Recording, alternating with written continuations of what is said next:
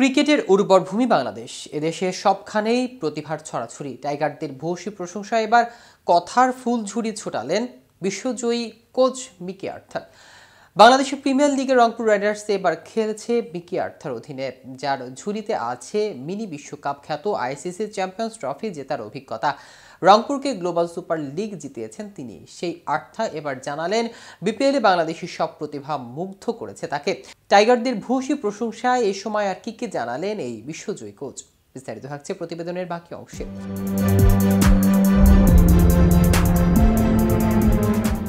বিপিএলে আর্থার পদচারণা এবার প্রথমবারই নয়।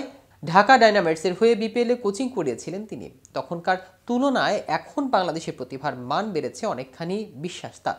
তিনি বলেন, বাংলাদেশের প্রতিভার ঝাঁকটা অনেক বড় হয়েছে। আমি যখন ঢাকায় ডায়নামাইটসের কোচিং করিয়েছিলাম তখনকার তুলনায় এখন তা অনেক বেশি। দারুণ সব খেলোয়াড় বেরিয়ে এসেছে, যাদের দারুণ সব দক্ষতা আছে। প্রসঙ্গক্রমে নাহিদ রানার কথা এলোই। তার দলে খেলেছে নাহিদ, গতি দিয়ে বেশ আলোড়ন সৃষ্টি করেছেন তিনি। তার সম্পর্কে আর্থারের মূল্যায়ন, দ্রুত আন্তর্জাতিক মানের বোলার হতে যা প্রয়োজন নাহিদের তার সবগুলো আছে। তার গতি আছে, স্কিল আছে, কখন নিজের গুণগুলো ব্যবহার করতে হবে সে জ্ঞানটাও রয়েছে। ভবিষ্যতে তার ব্যতিক্রমী এক বোলার হয়ে না ওঠার কোনো কারণই দেখছি না। শেষ কিছু দিনে তার ওয়ার্কলোড নিয়ে কথা উঠেছে বেশ, বিশেষ করে টুর্নামেন্টের শুরুর দিকে 9 দিনে এদিকে ওদিকে 6 ম্যাচ খেলেছেন রংপুর। তখন টানা খেলেছিলেন নাহিদ, তবে এতে কোনো সমস্যা দেখছে না আর্থার। জানালেন আরও উন্নতি করতে হবে, নিয়মিত বোলিং করতে হবে নাহিদকে। তিনি বলেন, ফান ব্যালেন্সের বিষয়টা হলো সে কতটা বোলিং করেছে আর বিশ্রাম পাচ্ছে। বিপিএলে সে স্রেফ 24 বলই করেছে এই ম্যাচে।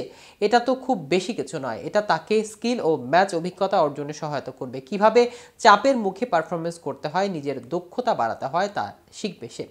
রংপুর কোচ আরও বলেন, যখন সে ক্লান্ত হয়ে যাবে তখন তার অ্যাকশন দেখে আপনি তা বুঝতে পারবেন, তখনই তার বিশ্রাম দরকার। তবে একই সময়ে তার যদি উন্নতি করতে হয় তাহলে নিয়মিত বোলিং করতে হবে।